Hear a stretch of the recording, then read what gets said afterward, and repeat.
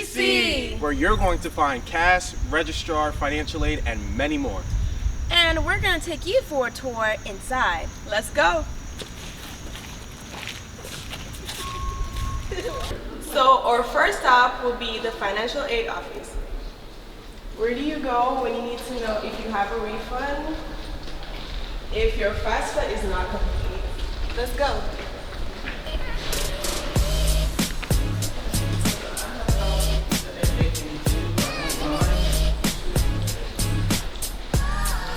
This is the financial aid office. So we're here with Mr. Knock, or financial aid and in-reach specialist. Can you tell us more about yourself? Sure, I'm Mr. Knock. I am a proud alum of the University of Maryland Eastern Shore. I first started the doors here back in August of 2008. It was an amazing experience, and UMES has always been home for me. A couple of years ago, I joined the team here in the financial aid office, and in my spare time, I'm also the first black mayor and the youngest mayor of Pocomoke City, Maryland, just about 20 minutes down the road. So what's the most important things new students should know about financial aid at UMES? The most important thing that students should know about financial aid here at UMES is that everyone is entitled to some form of aid. There's a misconception that students can't get it based on what their parents make. As long as they're a U.S. citizen, they are able to obtain federal aid. Can you walk us through the step-by-step process of where do students start and what documents do they need? Sure. So the first step that they would want to take is going to studentaid.gov, and you would want to click Start a FAFSA for that coming year. It'll prompt students to fill out their portion, and after the student fills out their portion, it will send an email to their parent's email address that the student provides, and then the parent will be responsible for filling out their sections of the student's aid. Okay, thank you. As Pocomoke City's first black mayor, what advice do you have for UMES students about leadership and community service? The greatest piece of advice that I could offer UMES students is to get involved.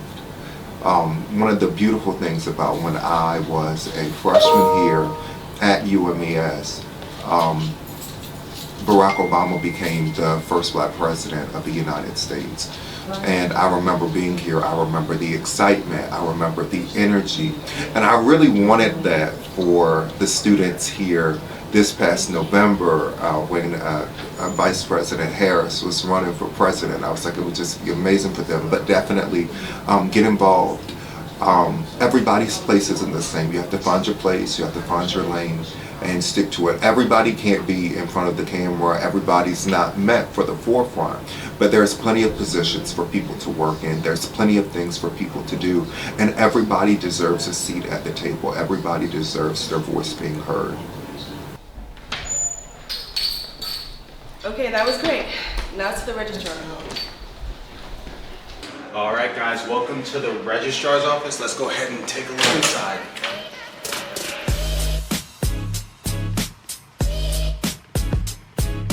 How you doing? Good. Raven. Good. Here's Kevin. David. Does anybody want candy? Well, actually, the way Alrighty, so who am I here with today? Well, good afternoon. I am Dr. Reginald Garcon. I'm the Associate Vice President for Student Records and University Registrar here at the University of Maryland Eastern Shore. That's awesome. I love to hear it. Love to hear it. So we've got a couple questions for you today. So my first question is, what are some of the essential services that you guys provide for students here at the registrar's office? Essential services, great. It's a whole bunch of things, but I'll first start with, we are the official record holders for student records. So when you think of if you're changing your name, your contact information, that's one of the primary things, as well as things related to if you're changing your classes, your major, degree audits. Ultimately, we're the last stop in making sure students able to graduate. Awesome, awesome. My second question, what is some advice for students in terms of staying academically on track from a registrar standpoint? Ooh. I would say the first thing is getting to know your degree audit. So when you go into your HARP portal, being able to see your degree audit, which is going to list all the classes that you need, and different buckets have different sections in terms of how you meet and fulfill those different things. That's one of the first primary things that I would say a student would need, because this way you have ownership in regards to the classes you're taking, you know, to make sure that you're staying on track. So I would say getting familiar with your degree audit is one of the first and most important things you need to do. And then second would be anything regarding your record that you needs to change. We got paperwork. Paperwork. You want to take a class off campus, you got to make sure it gets approved. You need paperwork. You need to change your major, paperwork. You want to get an incomplete for whatever reason, there's paperwork. So anything regarding a change, regarding your record, there's paperwork and a process that comes through our office. Gotcha. And that kind of goes into my next question. If a student were to be struggling with classes or with a specific grade, what would the first step be in terms of the registrar's office? Well, the first step, we would always direct the students, have you spoken with your faculty? You know, whoever's teaching the course, is important for you to always have that dialogue, because maybe it's something in regards to going to their office hours, knowing how else they could best support you. Second, we would want to make sure that the students get access to any type of tutoring services, which will come through the second floor of this department, Student Development Center in the Cass area. They have tutoring. Those are some of the external things that we would first tell the students. Next, from our standpoint, it's all about deadlines. Deadlines and knowing when it's to add, when it's to drop, when's the last time you could withdraw from a class and not be penalized. Knowing those dates are important. So we want to make sure that A, you're having the conversation in regards to, hey, I'm struggling, I need help. But B, if there is a change that's going to happen to your record, you want to make sure that you stay within those deadlines so you could do it in a timely manner. Gotcha. I appreciate your time. Thank you, Dr. Garson. First things first, right here we've got the Office of the Comptroller, which helps with financial aid, general inventory, and plant fund accounts. Right here we've got the Office of Student Accounts. And right over here we've got the Office of Admissions and Recruitment. And of course, up there we've got Counseling Service. First, we're going to take a stop at Cass. All right, guys, here we are at the Cass office, and we are going to have Logan Forrest give you guys the tour. Hey y'all, my name is Logan Forrest, and I will be showing you guys the Cass Center. Come on, let's go.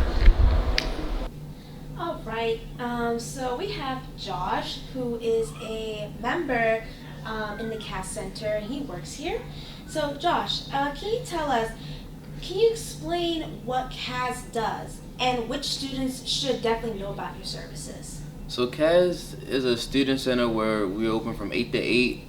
We offer things such as tutoring, mentoring, and advising. You can come in from 8 to 8. There's a schedule outside that will show you, what tutors are here, what mentors are here, and what advisors are here. So we offer those services for new students and also, returning students. What types of academic support and accommodations do you provide here?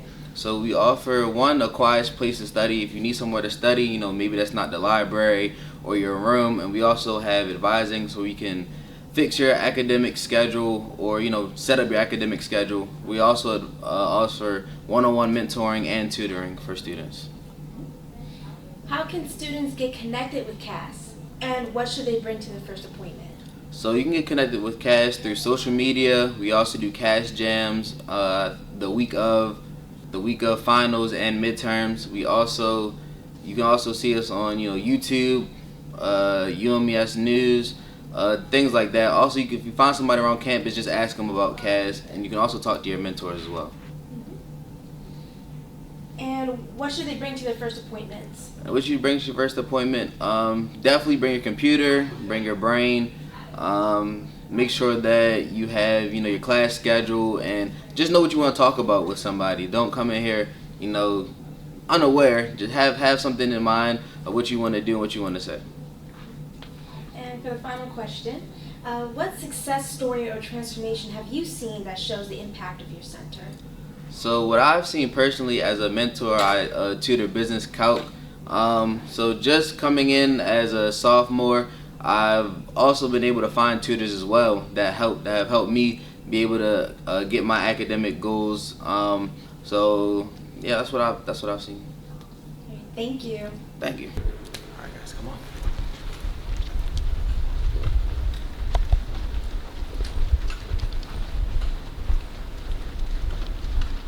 Welcome to counseling services.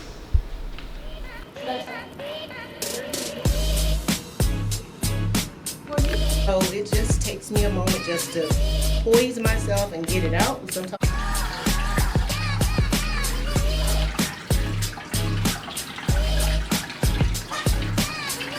You guys are ready in 3, 2, 1. Alrighty, so who am I here with today? I am Dr. Malkia Johnson, Director of Counseling Services here at the University of Maryland Eastern Shore. Lovely. Dr. Johnson, how can students access counseling services and what should they expect in their first visit? So students can access services in 3 ways. Students can walk in and check in with our front desk, and they will need to provide a little bit of information so we know why they are coming in here and how soon they will need services. We have a referral form on our UMES Counseling Services website that students can fill out for themselves or for other students that they're concerned about. And I receive that information as well as our front desk. Or students can simply call. And so those 3 ways. What students can expect when they come to counseling services is it's fairly calm, serene, laid-back environment. And we want our students to feel that as soon as they walk through the door.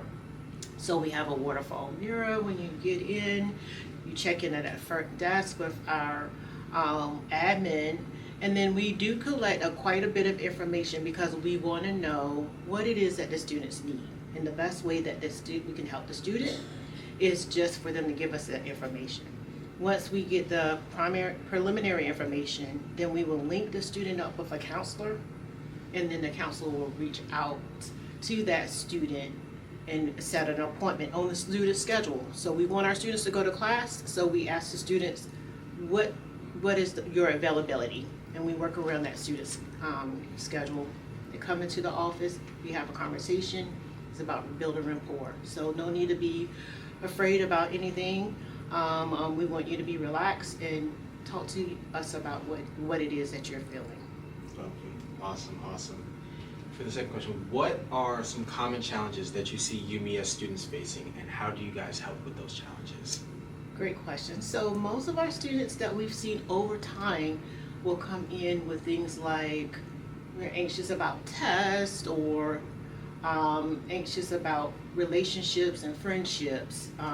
Some students will feel really down on themselves because they might have been a different type of student in high school.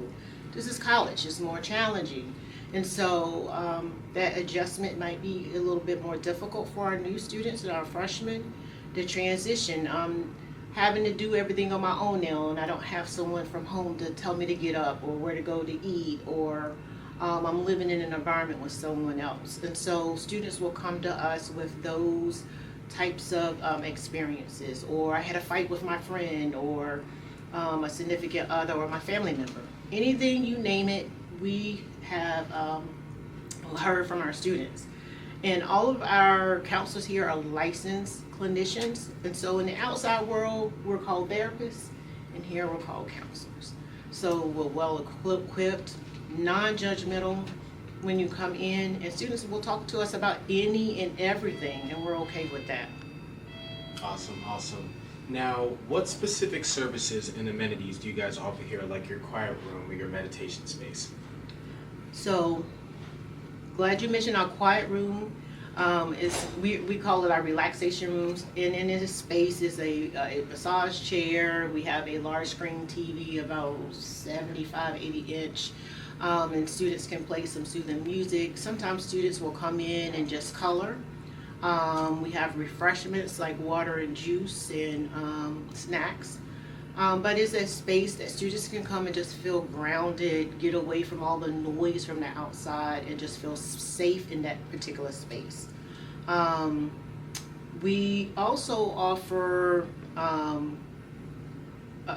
clinicians here on staff, and so we have a nurse practitioner who, if students need medication for any mental health concerns, anxiety, depression, you name it, he's here to assist that student with medication.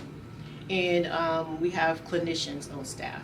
And again, we don't really use the word clinician here because sometimes that can be stigmatizing, so we say counselor on site here. One thing that the student can know if they do come to counseling services is if they need some additional help outside of counseling services with other departments. We have a case manager that can help students to be linked up to those other departments in need. So we're well connected with the whole community. And so this is a good place for students to be if they need additional help with anything. Thank you. Yes. Last but not least, what resources or coping strategies would you recommend for every college student to have in their toolkit? Wow, that's such a big question. Well, one thing that we offer here, and we're talking about amenities, we have something called Healthy Hawks. And it is a 24-hour, 7-day-a-week support line that we offer our students. So if we're not here, things don't happen just in 9 to 5. They happen outside of those time frames. Call that support person if you need someone to talk to. That's one thing.